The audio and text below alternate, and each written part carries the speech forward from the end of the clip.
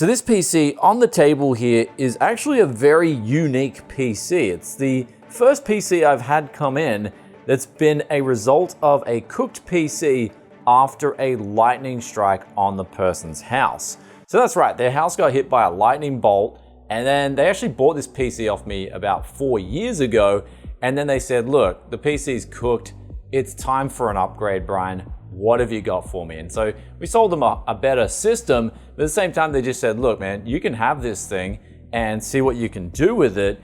And yeah, they're curious to know what's wrong with it. And actually, I'm extremely curious to know which parts are going to be cooked when a lightning bolt strikes a computer, or at least when it strikes the house, surges through and destroys the computer. But anyhow, let's get on with this PC, start diagnosing what is wrong with it, and hopefully we can fix it up and restore it to its former glory right after today's video sponsor. If you want to get rid of this annoying activate Windows message, then today's video sponsor SCD Keys has you covered for as little as $15 US. After you enter that coupon code BFTYC, you can cop yourself a legit single end user license today. Also works for Windows 11 Pro too. Links in description below. So the first thing we decided to test here was actually unplug the power supply cables from the build and then hook that up to a power supply tester. And what it showed here was the 3.3 volt rail looks like it's been cooked on this power supply because it's giving out no signal at all. So that could be a bit of a problem. So what we're going to do before we even try to fire this PC up is we are going to actually try and then use this ASRock. Was that like a bug that was singed onto the back of the RAM slots? I'm actually gonna go back and quickly check that. Like, what was that? It was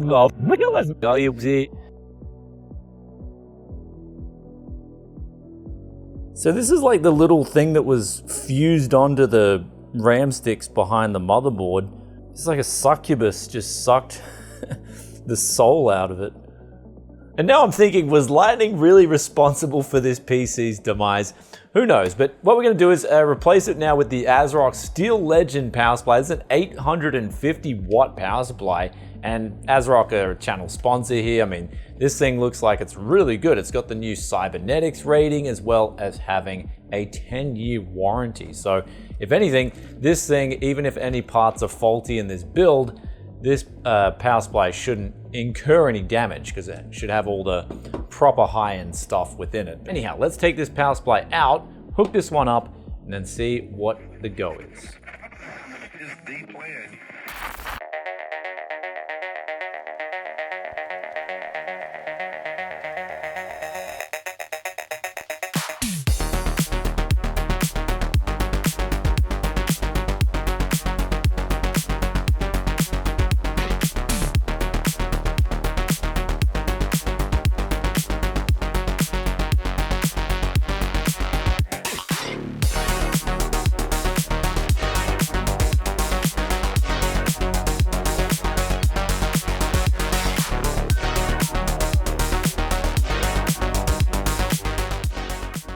So we are now ready for the first boot or attempted boot of this PC, but we've also hooked up the power supply, a different one, as well as cleaned out this whole system, at least just a quick clean to get most of the visible dust out of the system, and also cleaned up the RIP bug mess that was on the back of the motherboard. Anyhow, let's see how this goes.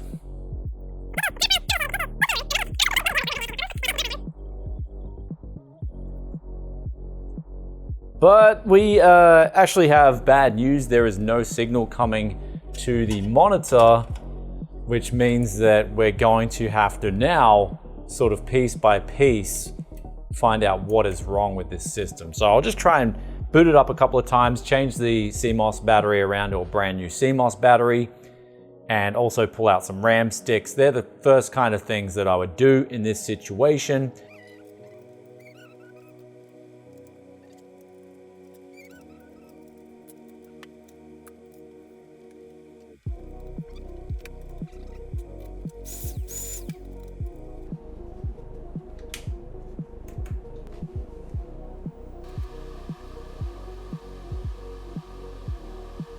So we've got some really bad news now, and that is we've tried a different memory stick that we know is working fine, tried a graphics card that works fine, and there's still no signal coming out of this, which leaves us down to the motherboard and CPU, really. So, and we've also unplugged the hard drive too, but I mean, we can also try unplugging the NVMe M.2 SSD and see if that was fried too. But what we're ultimately going to be doing from here on in is testing each part individually to see how many parts have been fried here.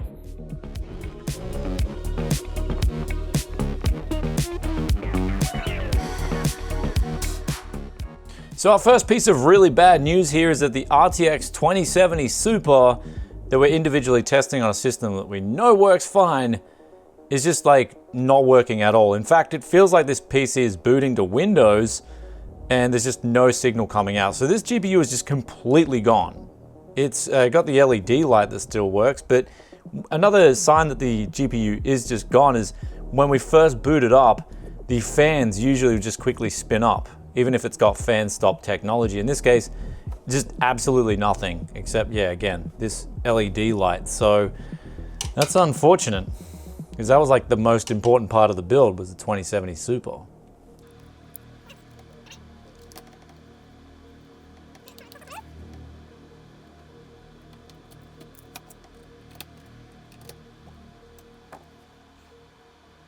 So we've got finally a first piece of good news here, and that is all 4 of these 8GB sticks of DDR4, they work. At least work in terms of booting to Windows and making sure all the RAM's available. And in this case, I tested 2 sticks at a time just to, if one of them was faulty, it would save me time in diagnosing which was faulty. But they, in the 2 stick configurations on both counts, they both booted to Windows and it was showing all the RAM available. So that is a big win, in my opinion.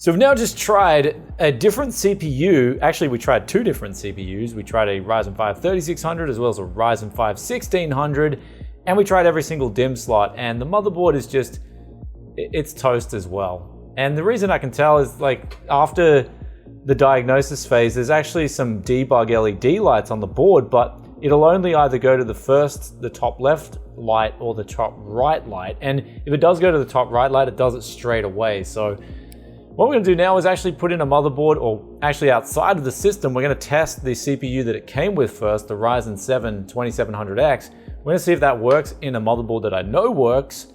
And then at that stage, we'll have pretty much the final diagnosis on how many parts have been fried.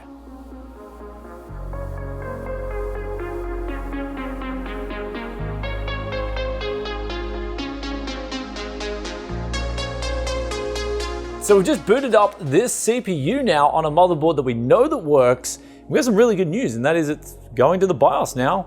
You can see here we've got the Ryzen 7 2700X 8-core. So now we're kind of just going to piece this motherboard together with all the RAM sticks, put the cooler back on, and also most importantly, just quickly check out the drives before we ultimately piece together the gaming PC as original as it can be.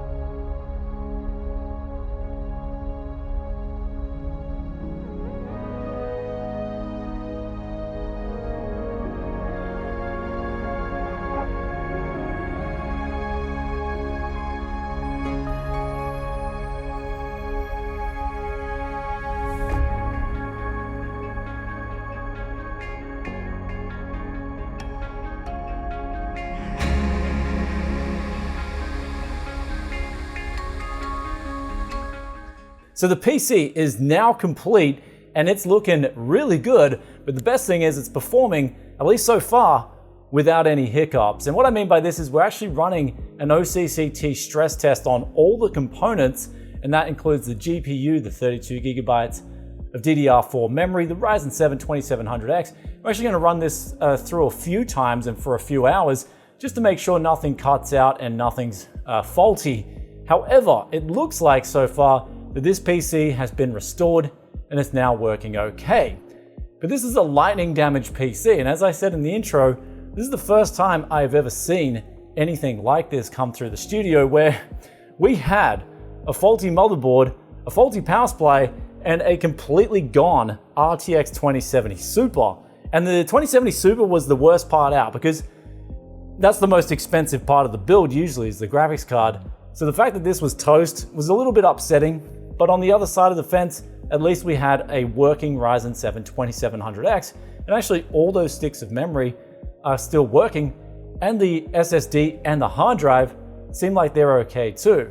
So we just had to really, in essence, change the motherboard over and change the power supply and insert a new graphics card, or at least one that works. And there you have it, guys, lightning damaged PC. And basically from my one sample size, I know it's extremely small and limited, some of the smallest sample data you'll get, what I can conclude here is that the graphics card was clearly the most damaged part. And then we had the motherboard, which I think took the brunt for the CPU and the RAM, and it kept those components working okay, but in the process it took a hit. And then of course the power supply, being the first part of contact with lightning damage in this case, took also a hit too. And so what I can kind of interpret from this, even though I'd love to have a much larger sample size, is basically in a lightning storm you'll definitely want to turn off your PC if you don't have the proper protection, because what it's looking like here is the graphics card is the first thing to go, and go in a sort of spectacular or unspectacular fashion, depending on which way you look at it. Unspectacular, you're losing your money. The spectacular part is it's completely gone. And there's just an LED light that still works on it. Here's where I'm going to make my most shocking observation of today's video, and that is the RGB LED controller and all these cheap LED fans in this Rotanium case. Like, this case is a budget entry-level banger. All the fans still work perfectly fine, as well as the LEDs and the LED control box. So that's actually one of the most surprising things. Although it seems like the LEDs on the CPU cooler are gone, perhaps the motherboard took those out because that's using a separate controller. Anyhow, hope you guys enjoyed today's video with checking out a lightning damaged PC. If you've had any experiences like this one in the video, and what was your outcome and what was the damages, I'd love to read your thoughts and opinions as always, just as well as any other comments you guys have got. Love reading them as always, and I'll catch you in another tech video very soon. Peace out for now. Bye.